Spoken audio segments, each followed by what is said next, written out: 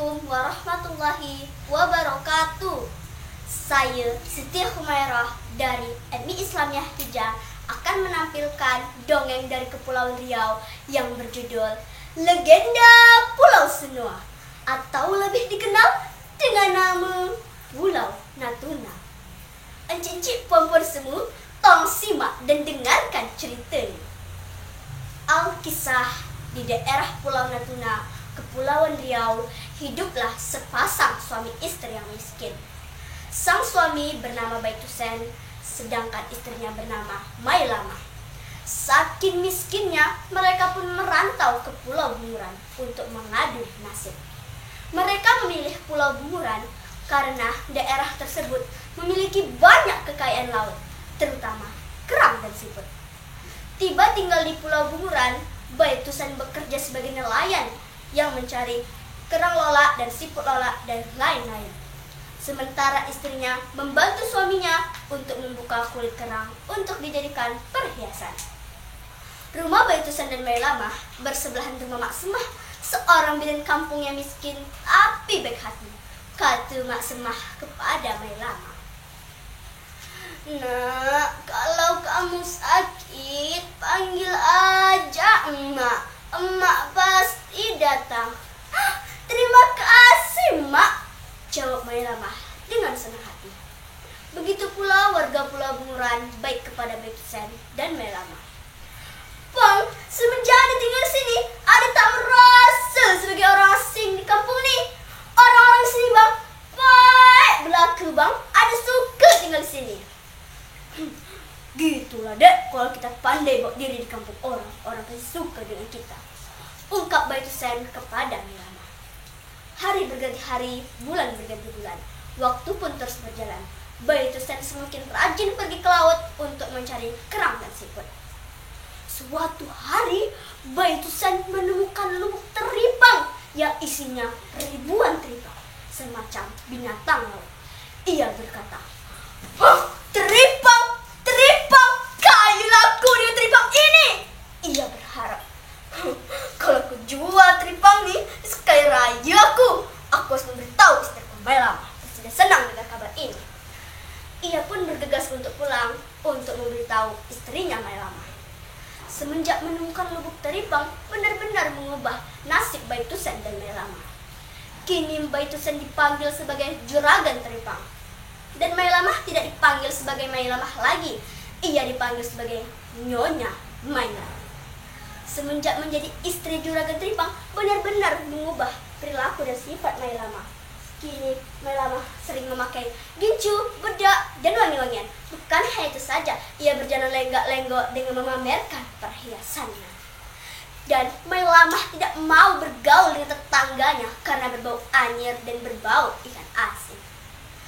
Suatu ketika, Mak Semah mendatangi rumah Mailama hendak minjam beras. Malang nasib Mak Semah bukan beras yang ia peroleh dari rumah Mailama, melainkan cacian dan makian. "Hei purba miskin, hidup sebatang kara, tak punya kaban sekakak kara. Dengan apa engkau nak berhutang? Asyik nak minjam terus, fikirlah sikit." Dengar kata-kata itu, Mak Semah hanya bisa terdiam dan menunduk. Begitu pula suaminya Mailama menasehati istrinya. "Wahai istriku, penuhilah permintaan Mak Semah itu. Bukankah dia tetangga kita yang baik dulu? Dulu ia sering membantu kita." Aku tak peduli, Bang. Dulu tuh dulu. Sekarang ya sekarang." Begitulah sifat dan perilaku Mailama ketika ada tetangganya yang minta pertolongan dan bantuan. Suatu ketika, saatnya Mailama meminta pertolongan kepada tetangganya. Ia hendak melahirkan, tetapi bidan dari pulau seberang belum juga datang. Ia minta pertolongan kepada Mak Semah dan tetangga lainnya. Tetapi tidak ada yang mau menolong satu orang pun karena sifat dan perilakunya. Buat apa kita tolong Mailama yang kedeket biar tahu rasa dia, karena tegur sapa lebih berharga daripada harta benda, ketus mak saya. Dengar kata-kata itu, Baitusen hanya bisa terdiam dan mengajak istrinya untuk ke pulau seberang. "Wahai istriku, ayo kita ke pulau seberang." "Bang, jangan lupa membawa peti dan emas kita. Nanti diambil pula dengan orang-orang tuh." "Baiklah istriku." Setelah mengangkat istrinya ke perahu, ia kembali lagi ke rumah untuk mengambil peti emasnya.